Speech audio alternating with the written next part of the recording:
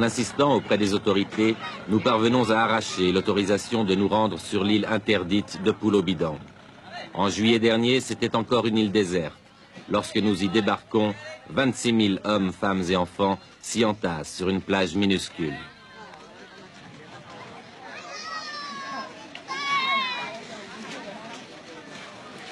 Pulo Bidong est le plus important des camps de réfugiés en Malaisie. Les conditions d'existence y sont très dures par manque de nourriture, d'eau potable, de médicaments et surtout d'hygiène. Tout le monde y souffre de dysenterie et chacun vit dans l'angoisse d'une épidémie. Voici le temple bouddhiste. À côté, il y en a un autre, protestant, ainsi qu'une église catholique.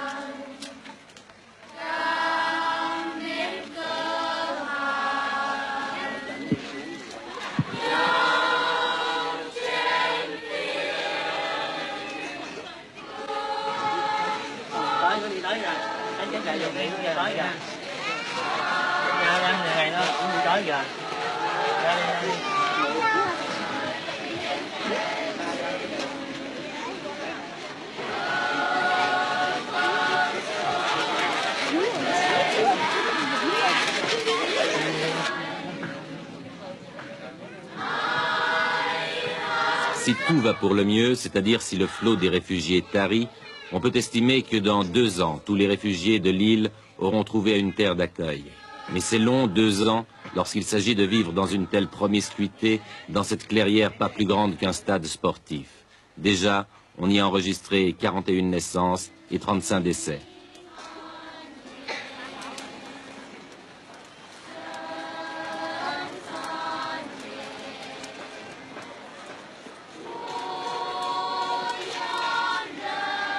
Est-ce que vous pouvez me présenter ces anciens combattants? Nous avons l'honneur de vous présenter Docteur l'assistant du chef de camp d'ici, Mr. Dang Van Kang, Major Commandant Chow, Commandant Mai, et les autres officiers de l'armée de l'air, capitaine, lieutenant, lieutenant Ten. Comment avez-vous pris la décision de quitter le Vietnam? Nous ne pouvons pas vivre avec les communistes. Notre ennemi, c'est le Vietcong. Nous ne pouvons pas combattre avec le Vietcong parce que nous n'avons plus pas de liaison avec les forces extérieures. Mais si les communistes vous ont laissé partir des camps où vous étiez, pourquoi vous n'avez pas pu rester au Vietnam? Non, moi je pense que je ne peux pas rester moi-même. Je ne peux pas rester. Il faut que je me refuse pour trouver des combattants, si possible, pour réunir une force pour revenir en Vietnam. Vous voulez refaire la guerre au Vietnam? Je pense que la plupart de notre militaires avaient une idée comme moi. Et vous autres, pourquoi vous avez quitté le Vietnam? Je l'aime beaucoup. Nous avons quitté parce que les communistes ont confisqué notre fortune graduellement. Ils ont confisqué nos terres, nos maisons, et notre train, etc. Et ils ne nous laissent pas travailler avec eux. ils cherchent des raisons pour nous congédier aux zones qu'on appelle les zones d'économie nouvelle, pour travailler dur. Et c'est très dur la vie là-bas. Très très dur. Et maintenant, vous espérez aller où? N'importe où, monsieur.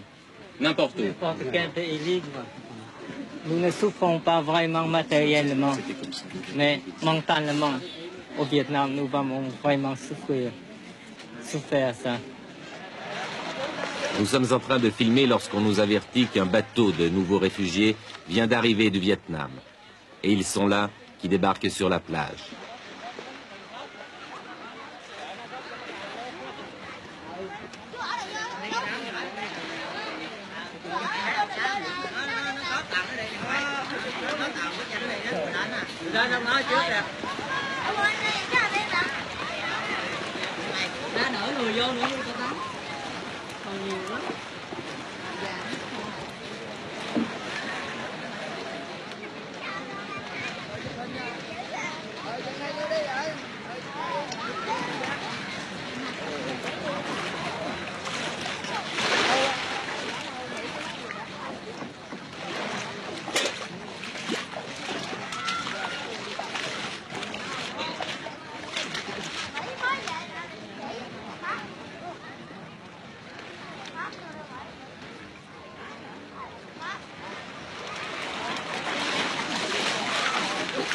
Em ơi.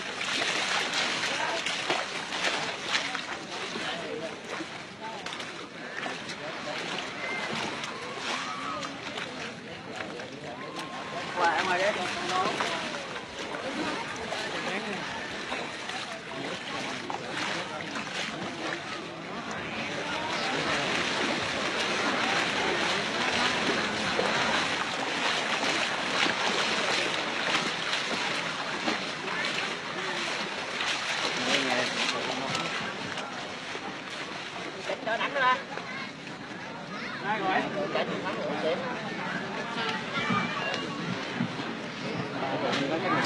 Sous le regard curieux de ceux dont ils vont partager le sort, ils sont rassemblés sur la plage et on enregistre leurs identités.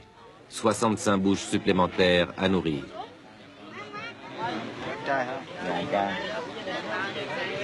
Đường thì nghề nghiệp cũng làm biển, này đường Giang Sơn nó 15 Nữ không? Nữ nghề nghiệp học sinh. Đường Giang Sánh quên nãy con trai quên để. Quand est-ce que vous vous êtes embarqué du Vietnam? Nous sommes embarqués du Vietnam le 14 décembre. Vous avez donc navigué pendant 8 jours? Oui, 8 jours et 8 nuits. 8 jours et 8 nuits. Est-ce que vous avez eu des ennuis? Mais nous sommes arrêtés en route 3 jours. Pourquoi? Parce que le moteur n'a pas marché. On s'est arrêté pour réparer le moteur. Ensuite, en mer, vous n'avez pas rencontré de pirates, par exemple? Non, pas de pirates. Vous saviez qu'il y en avait? Par la radio seulement, oui. Mais heureusement, nous n'avons pas rencontré le pirate.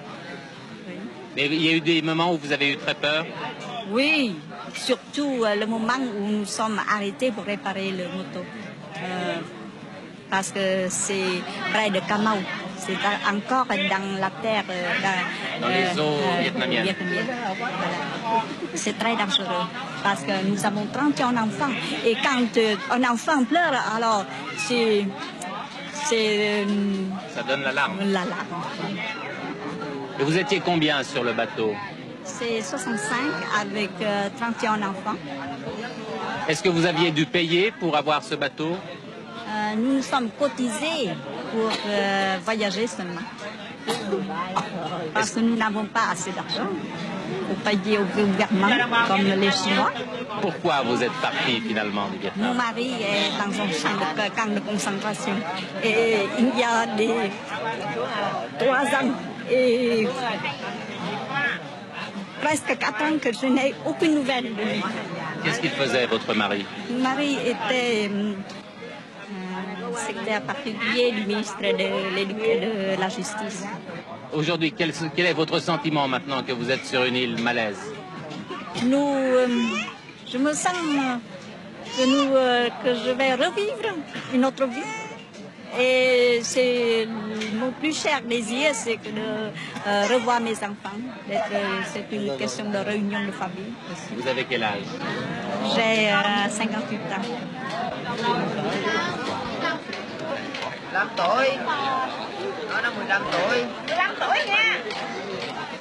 Ce jour-là, pour la première fois depuis longtemps, arrivent des légumes frais.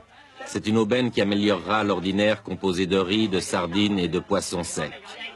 L'approvisionnement est rendu difficile, en effet, parce que la mer est souvent impraticable et parce que la ville côtière la plus proche compte à peine autant d'habitants que l'île Pulo Bidong.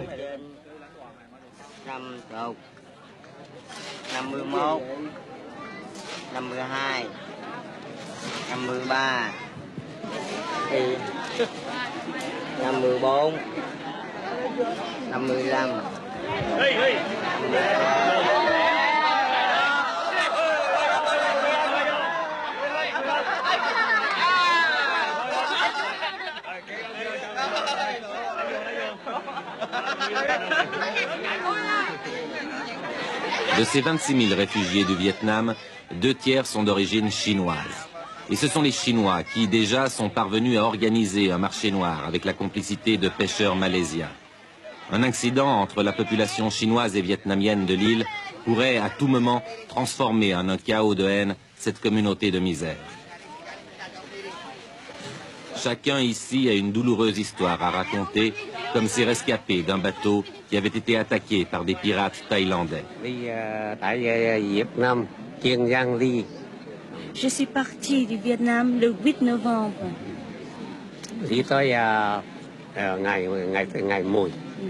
Jusqu'à minuit le 12, nous avons rencontré les pirates thaïlandais.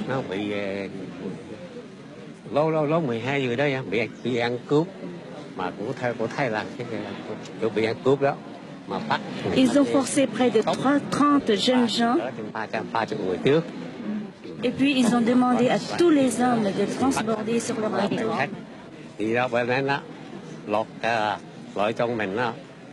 Après avoir nous dépouillé de tous nos biens, de l'argent, de l'or, des vêtements, ils ont jeté un certain nombre en mer.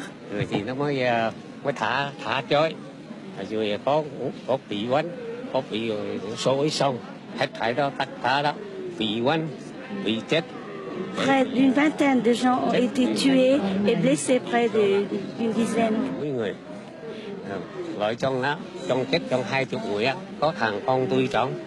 Parmi les morts, il y a mon fils. Ma belle-mère a 4 fils, tous ont été tués. Parmi eux, c'est mon mari et le mari de ma belle-sœur. Combien de membres de sa famille elle a perdu? Chị đã mất bao nhiêu người trong gia đình? Tôi mẹ ông chồng chết, với 3 đứa em chồng á. Son mari et 3 beaux-frères. C'est de mon famille. Tués par les pirates? Oui.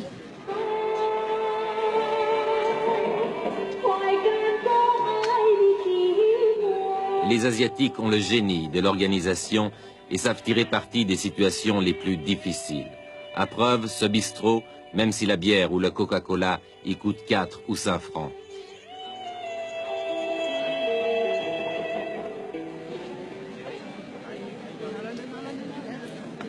Plus encore que dans le camp de Pulo Besar, ici une lettre est peut-être le seul espoir de s'en sortir. En l'espace de quelques heures, et bien que cela soit interdit, nous en recueillons 1300 à destination du monde entier. Merci, madame.